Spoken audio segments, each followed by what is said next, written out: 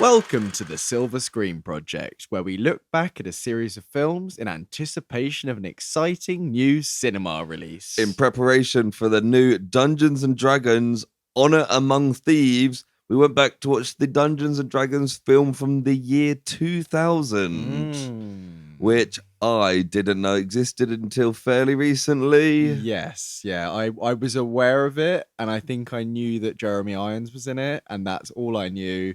But you say Jeremy Irons is in it, I say it. He's not really in it much, is he, at all? He's in it. He's in the start and the end. Yeah. So what did you think of this? Mixed is my words there. I mean, mainly on the bad side, I thought of it. Yeah. It had like shades of kind of The Mummy and, Merlin, like the BBC TV series. And there were certain parts that I thought were okay for that kind of vibe. Like there's the part where he's doing the little adventuring going through the dungeon bit. I was like, that's okay.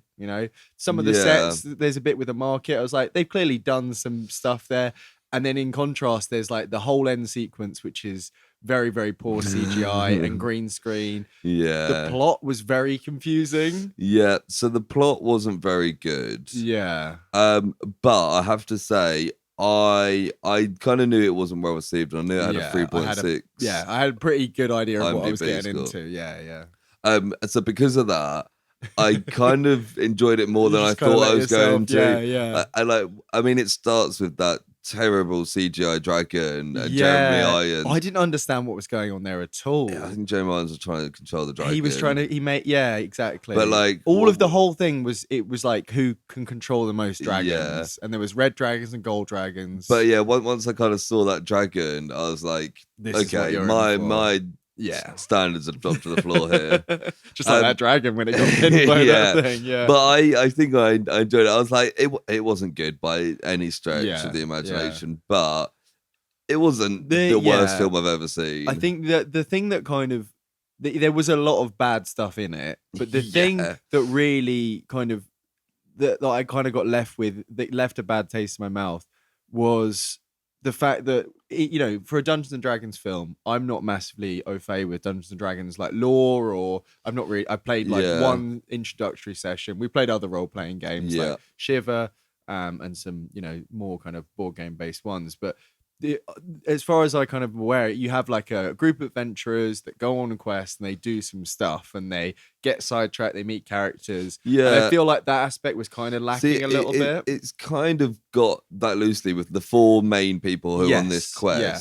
But then when you do it, like a lot of them don't really have a lot to do. The dwarf character does barely anything in the whole film. Exactly. I quite enjoyed him, but he doesn't need to be there. I liked how the mage met the two thieves. I like that because she kind of like magically bound them to her, and then the whole thing happened with the murder of the guy, and they got framed. All of that worked quite well for me. Yeah, but I saw a lot of reviews on IMDb from D&D fans who are like, I've played many campaigns with a more interesting plot than this, and it does. When like the whole thing of D&D is your DM, Dungeon Master, creating this elaborate, amazing story. Exactly. Yeah. And the story's kind of a bit flat in this, and it's a bit predictable, lots of it, and it's like, and then other bits just don't make much sense. Well, they hit some little things, like I mentioned the little dungeon crawling bit that he has to do. That's like them going to meet the Thieves Guild or whatever. Yeah. Which, funnily enough, they make a whole big deal about Honor Among Thieves, which... yes, I was that going to be your trivia? It wasn't trivia, but I wrote down that they said Honor Among... He actually says Honor Amongst Thieves, not Honor Among... I quite like that character. Very strange. Yeah. Kind of reminded me of like an old James Acaster. He had that kind of vibe about him. Well, that's Richard O'Brien. I recognised him. I couldn't... He's in Rocky Horror, which you haven't seen. Oh, I haven't seen it still. But he also used to host the Crystal Maze in the 90s. Yes, of course. Yeah, and he even said like he played kind of a version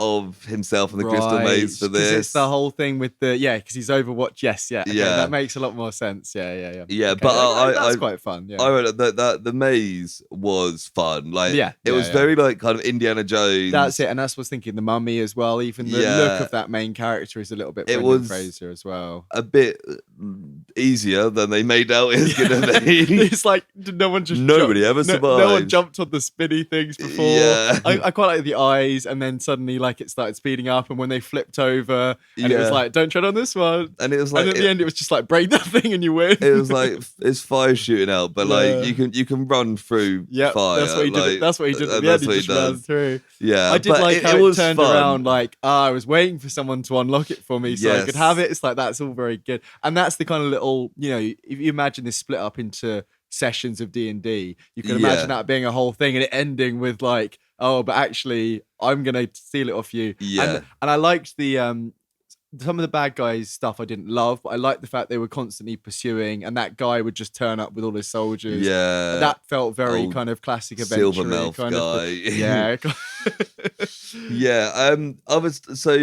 I said I quite like the dwarf, even though he didn't really do much. Yeah, his dialogue was quite fun. Jeremy Irons is ridiculous in this. He's doing this really weird voice. That's just not. And I'm 100% sure his voice at the bit at the start of the film is different from his voice. I think at that's the end why of the I film. noticed it so much, because by the end, I guess it's because he's like, but he's not more evil. He's just showing it more. I guess I don't really know. Marlon Wayans, is fun. He's actually okay. I went into it thinking like, because I watched Scary Movie quite recently, and he's almost unbearable in that. He's constantly screaming, and he's doing that like stoner character that's verging on like, I don't want to say like crackhead, but like that kind of. He's doing that kind of. He's really kind of all his characters starting to be somewhere along that line of funny to annoying. And I think too often he crosses the line and he is just an annoying character. Yeah, definitely. In this, I think he's quite fun. Yeah, he is. Yeah, I think he's limited by the context in that he can't be like a stoner guy. No. And he can't. Although there is a point where he gets like a hookah pipe and he's like, ooh. Yeah. It's like that was a little. But I think because he's an adventurer. Yeah. He's quite fun in this. It falls very much into that kind of like Rush Hour kind of vibe of like he's the over exaggerated like African American character to the quite boring like non African American character. Yeah. And I think that combination works well. I've got some more negative stuff to say about that character, which we can talk about if we move into the negatives, because there was some stuff. We'll just talk about it now. Let's. Okay. Yeah. I was going to say one more positive before we go to negatives. Because I've got Marlon Wayans stuff to come back. That's fine. Well. Yeah. And I thought generally the use of magic was quite cool. Like, although a bit limited, like the main mage woman doesn't really. Yeah, the effects weren't very good, but I think it's the first scene we get with the woman mage when the guys like break in. Yeah. The stuff she's doing is quite cool. She's like binds them together and they're like kept to her. I was like, for a film that's not very good and the CGI is bad, I was kind of surprised that actually this magic's pretty cool. I like the portaling, and there's a couple of the worm thing that the main henchman has in his head. That's quite fun.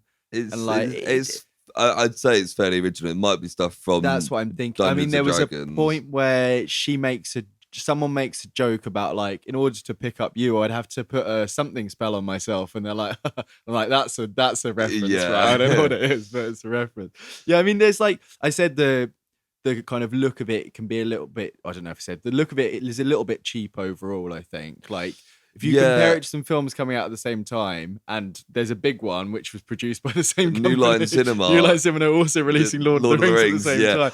I like the look of the dwarf, if you compare it with Gimli, it's like it's there's no comparison. I think even like lower budget stuff of the time. I know we're both a fan of Reign of Fire. Yeah. Dragon film around the same time, and the dragons look so much better in that. Handled better in terms of like lighting and stuff. But they've gone with like the PlayStation graphics, like the Scorpion King in The Mummy. And it's just they're out in the open. They're just there's no hiding them. There's no smoke effect. But I was going to say, even though that's the case, I think some of the costuming's okay. I think some of like the main guy who's called Ridley or Ripley or whatever, his kind of adventure outfit's pretty cool. think the dwarf's outfit is okay, if a little bit cheap. And the weird purple guy they meet at one point, although it looks very like a Doctor Who character, like the blinking eye on the head and stuff. And he's doing this weird little like lizardy thing with his tongue. Yeah. Like there's some fun kind of. It was quite like Star Trek-y. Yes, yeah, absolutely. Yeah. And there's some fun stuff like the carpet that turns into like quicksand. That's quite a fun idea.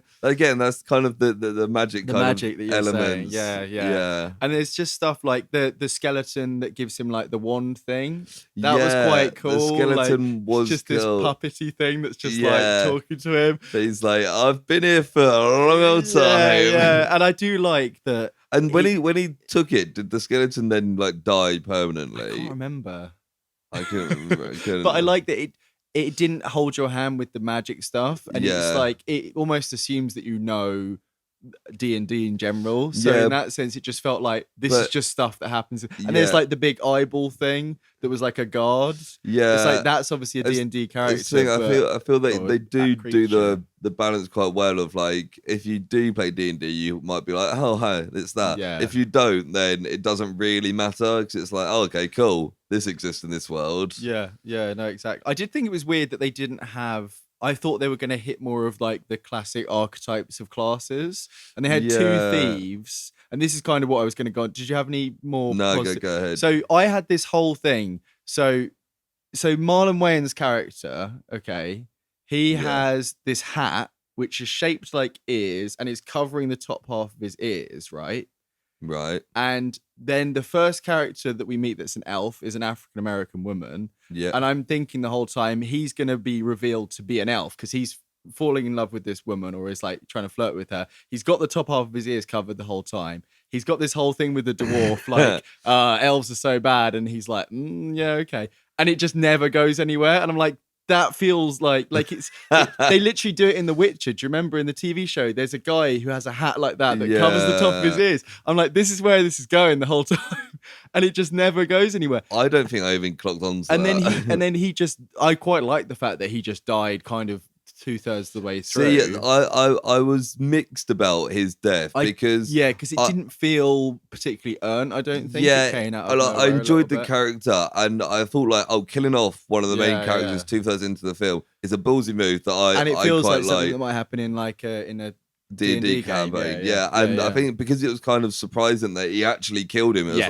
like, oh shit, he kind of got my attention. And the fact he just kind of beat the shit out of him for ages and then just like impaled him, threw him off the thing. It was pretty brutal for what we'd seen. Yeah, I think because of as you said, it wasn't a great payoff or anything. Yeah, I kept expecting him to come back. Well, especially as they do that at the end, kind of. I guess that was sequel bait. Yeah, what was that? What was that? Did he turn into a stone? Well, I think.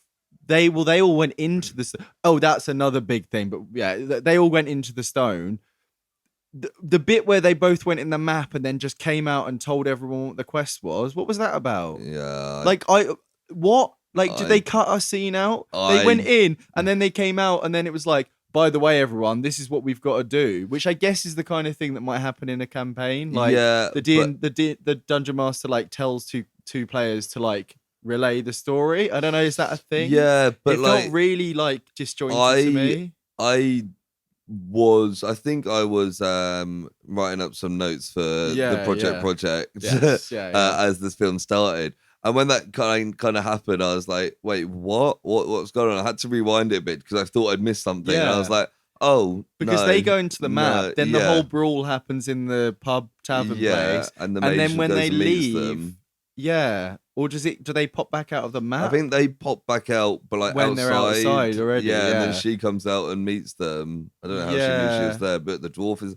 I wasn't really sure why the dwarf was with them. Well, he suddenly goes like, "Oh, I'm here if I can get money." It's like it felt very like we need to write in like a more brawlery character. We need to add a dwarf in. Yeah, some strange stuff there. Like just the whole dragon thing was very confusing for me. It was like there's the gold scepter and the red scepter and the jewel. And I know that that's a little bit like how it is in fantasy stuff. Yeah. I don't know if it was an intentional kind of spoofing of that. I think it didn't feel clever enough to be intentional. The kind of final bit kind of puts our main characters aside. Yeah. And it's got Jeremy Irons. And the princess is suddenly in it loads again.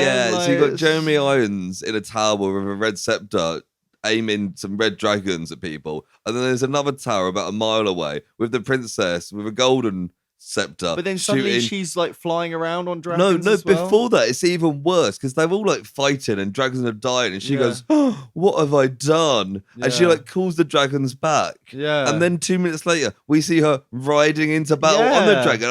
I thought she was like, "Oh no, war is bad," because that is kind of.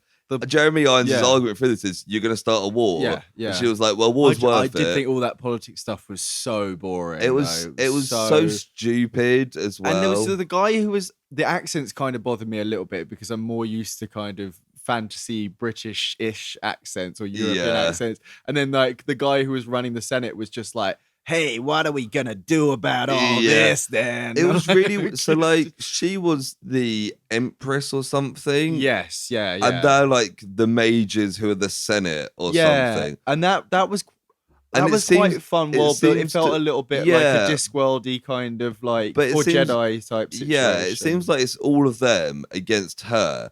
And yet she can just come in and have a chat with them and then leave. And I was like, I don't really understand like the power dynamics here because they then go to war against each other, and I don't know who's on her side. No, it wasn't clear at all. Because even on that tower with Jeremy Irons, some of them didn't seem to be on board with it when it all kicked off. Yeah, it's really confusing. Yeah, and then like literally the good guys like portal in and fucking start beating people up. Yeah, and like and then like, they break the scepter, and it's like okay. Yeah, Jeremy Irons suddenly gets a different like staff, starts bashing the main guy. He bashes him a bit, but before that, there's the big bald henchman. So what did you think of him? He was bizarre. Really bizarre. I feel like he couldn't decide, or the scriptwriters or the director couldn't decide whether or not he needed to play this straight, miserable. Well, I don't know if straight's the right word for that character. Like playing it like always grumpy, or kind of. Or whether they wanted him to be like kind of a bit of a psychopath who really enjoys this violence and or stuff. even like someone that we're supposed to sympathize with, or empathize with, because there's the point where he's like, "Please help me." And then she's like, no. And then he goes, well, I'll use my worms to get it out of you anyway. Yeah. And there's a bit at the end where like he's done his thing for Jeremy Irons and he's like, cool. Yeah. You're and he's free like, now. get me out of my thing. Like, and it's, I thought, oh, no, he's going to betray Jeremy Irons. He doesn't actually like this. No. And then he's like, nah. Even after he like held my life in his hands and made me like do this task. Did he have like a wife and kids or something? Was did that he? a subplot? I think he said something about his family at one point. Oh, maybe that's what I'm thinking of. That Jeremy Irons was like holding his family. I don't know. Maybe I don't know. Maybe I was making that up to try and make it make more sense. Yeah, I don't know. And then like Jeremy Irons like does a really weird bit where he does like a chant for ages, and it's just the most nonsense stuff, and it really goes on. And the whole time, this skeleton's just like grappling with the princess, just like almost like grinding on her from behind. It's this really weird scene. And this princess. Empress. I think she's like 14 or something. Yeah, it's a really weird scene. And it really feels like Jeremy Irons is just saying the most random bullshit he can. It doesn't sound like in Lord of the Rings where they're saying like Elvish. He's just like blah blah blah blah blah blah blah. I mean, as much as his performance is not great, he is kind of getting into it. He kind of reminds me of Eddie Redmayne in Jupiter Ascending. Right, okay. Where it's I think he's very aware that this is nonsense and just is hamming it up to at least enjoy it. Yeah.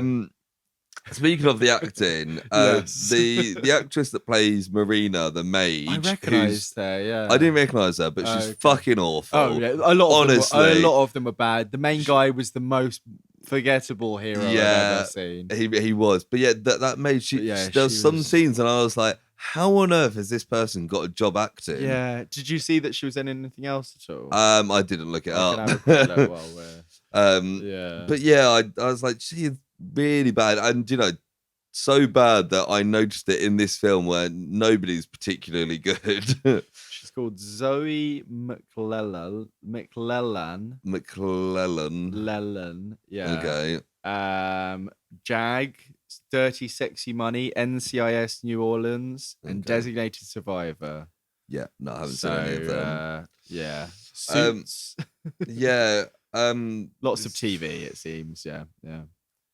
One thing that like generally stood out with this is when it got to the end and you're like, it kind of was just like, oh, okay, that was it. And like, yeah, I noticed there was like 6 minutes left, and it was well in the middle of this whole final standing on it just felt the like green they screen looked rushed like the absolute end. shit at the end as well. Yeah, Awful. It just seemed like they rushed the end, and it finished, and I was like, for something that is based on a role-playing game in which thousands and thousands of people have made up thousands and thousands of stories. It's a really uninspired story they went with. It is, yeah.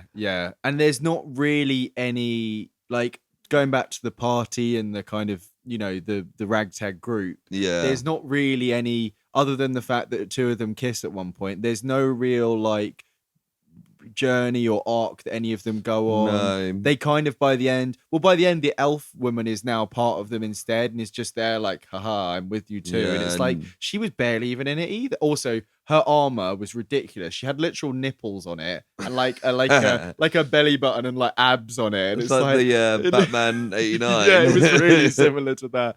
It was just that's the thing, that the look was so mixed between like really really cheap and like okay, and like I think it really trod that line, which made me think that I wasn't like fully against it. It kind of felt a little bit TV, and it did Star Trek, Doctor Who kind of that. There was a kind of cheesy nature that I quite liked about it. It's just a shame the plot didn't carry that. If it was an interesting plot, it could have become a bit of like a cult classic sort of thing. Absolutely. Even with like the bad CGI and the acting, if it's like interesting, D&D fans as well would have enjoyed it. A lot of the reviews I saw were just like, I've been playing D&D for 30 years and this is awful. Well, that's the thing, because D&D is what, like late 60s, is it? Yeah, I think it like kind of early 70s it started off. I know it was in unofficial works for a while before, so who knows? But a decent amount of time before this. Actually, it's a fucking big undertaking for them to do as well. Like, one thing adapting a video game, another thing adapting this thing, like you say, that thousands of people have told their own compelling stories in. Like, I don't envy them at all. But still, you'd think they would have maybe got some of those DMs on board and helped with it, or something. I never looked. I know there's been a couple of videos about it recently because the new one's coming out, the same as us.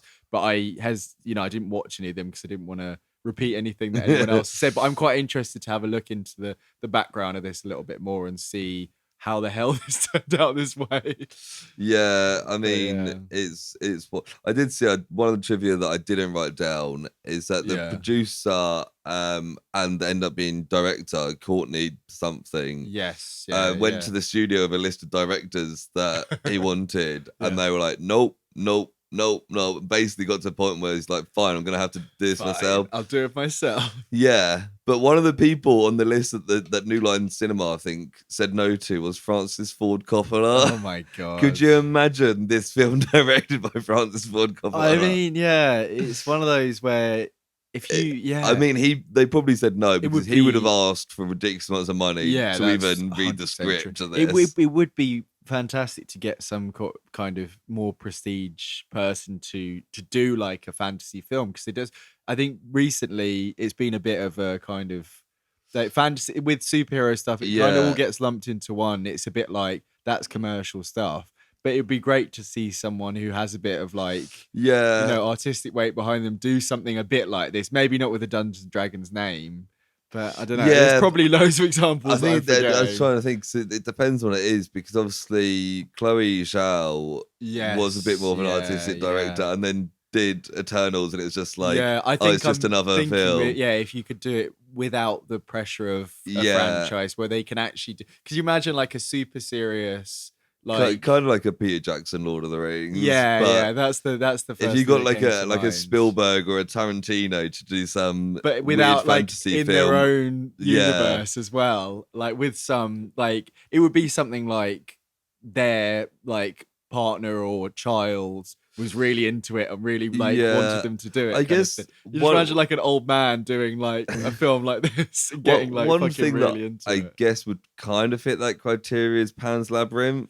It's Guillermo del Toro, and it's a bit of a weird fantasy world. Yeah. It's a bit dark, and that's true. But yeah, or it's not very. even Hellboy as well, I suppose. Yeah, although that's based on a thing, but he went his own way with it a little bit. But yeah, I have got a couple of bits of trivia. And the first one is, when asked why he did this film, Jeremy Irons replied, "Are you kidding? I just bought a castle. I had to pay for it somehow." He's going method acting with that. It's funny that he bought a castle. Yeah. It's also very Michael Caine in Jaws 4, I think it was. Yeah, well, he's got a similar quote. But I think the quote is like, "Oh, have you? What did you think of Jaws 4? It's not very popular. Yeah. But have you seen it?" And he was like, "No, but I've seen the house it built." Yes, it's that. Yes. It's similar sort of thing there from Jeremy Irons. The other one was Marlon Wayans was also starring in Requiem for a Dream while this film was shooting. His scenes were shot in a few weeks, so he must have scheduled it. So he was doing that and doing bits for Requiem for a Dream. He gets killed off. Yeah, and it's also wild. I've never seen Requiem. So he plays a completely serious character in that. I think it was his first serious role, and it's a very, very intense film about like drug addiction and stuff. All kinds of so it's kind of weird that he was kind of jumping between that and this. Maybe that's why he never really fully got into the character for this. Yeah. But yeah, it's pretty wild that he's doing a wild. Dungeons and Dragons film and Darren Aronofsky received Requiem for a very Dream. different as well, weren't they? Yeah. But yeah, that is my trivia, which means all we've got to do now is ask you whether or not this film made you more or less hyped for Dungeons and Dragons Honor Among Thieves. Prod yes or prod no? To be honest, I thought halfway through this film that it would be a prod no, but I think I'm kind of teased enough to the world of it and the potential of it, of this kind of screen accurate party of misfits situation. It kind of made me like, it was kind of the appetizer that I needed for getting into the new one. So I think I'm prod yes in that sense. I was, when I watched it, I was like, prod no. Yeah. And up until about 2 minutes ago, I was prod no. Then I was like, actually, like you, this film isn't very good, and this film isn't hyping me up. But having watched this, being like, if there was a good film made of this world, that could be good, which hopefully is what we're getting. So I'm gonna go prod yes as well. Actually, surprisingly, it's kind of. I think because the question is, has it got you more or less hyped? It's not, is the film good? No, it's very much not that. No.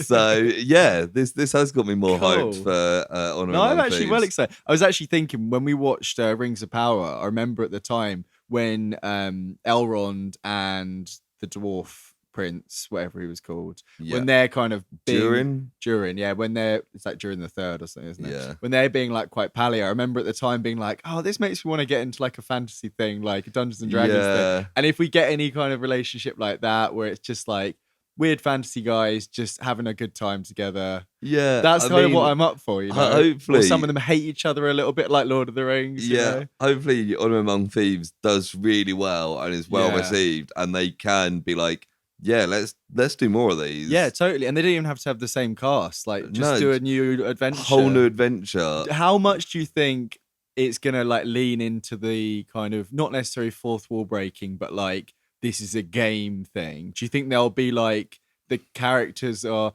because they could do it where the characters are talking as if they're like playing the game. Do you know what I mean? Like, should I use this healing potion like on them? Jumanji, Jumanji exactly. Films. I kind of hope they don't. I kind of hope it's just straight up. Or even if they do they that, don't even mention it. Yeah, it'd be nice if they had those conversations, but as if they're in there. Like, should I use this healing potion on him? Yeah. Then we won't have it for later. But it's not like, I don't want to lose the game kind of thing. Yeah, so they're the characters, but they're not. There's the bit in the trailer where one of the characters says to Chris Pine, like, what's your role? And he's like, I make the plan. And if the plan goes wrong, then I make another plan. And she's like, so you make plans that fail. And it's kind of like you can imagine someone in a party as their role is making the plan, but obviously once you do the plan, what's there? Why are they there?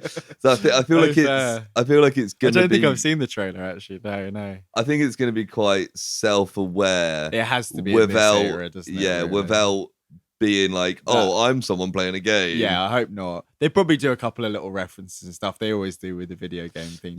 Maybe have a dice rolling in the background.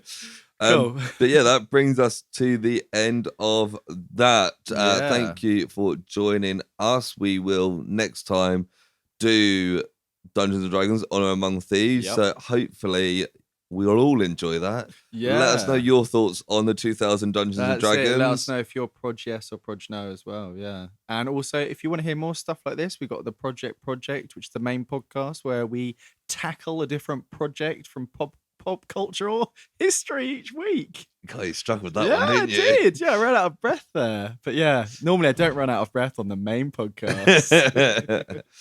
I'd hope so. It's like 4 times as long. Thanks for listening, guys. Bye. Bye.